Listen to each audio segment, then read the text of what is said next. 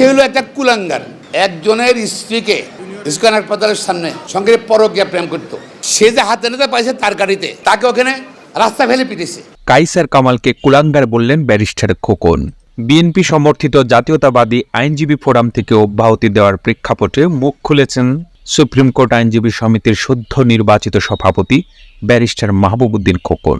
এর জন্য নিজ প্যানেলের সম্পাদক প্রার্থী ব্যারিস্টার কায়সার কামালকে অভিযুক্ত করে তাকে কুলাঙ্গার ও অবার্চিন বলে অভিহিত করেন বিএনপির এই নেতা। বিএনপি যুগ্ম মহাসচিব খোকন বলেন, ছাত্র জীবনে 18 বছর বয়সে মেজর জিয়ার সময় থেকে বিএনপি করছি, এখনো বিএনপি করছি এবং বিএনপিই করব।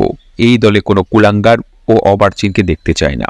আজ বিকেলে সুপ্রিম কোর্ট আইনজীবী সমিতির 1 নম্বর কক্ষে সংবাদ সম্মেলনে তিনি এসব কথা বলেন। এর আগে গত শনিবার সিদ্ধান্ত উপেক্ষা করে সুপ্রিম কোর্ট আইনজীবী সমিতির সভাপতির পদে দায়িত্ব নেয় ব্যারিস্টার মাহবুব-উদ্দিন খোকনকে অব্যাহতি দেয় জাতীয়তাবাদী আইনজীবী ফোরাম।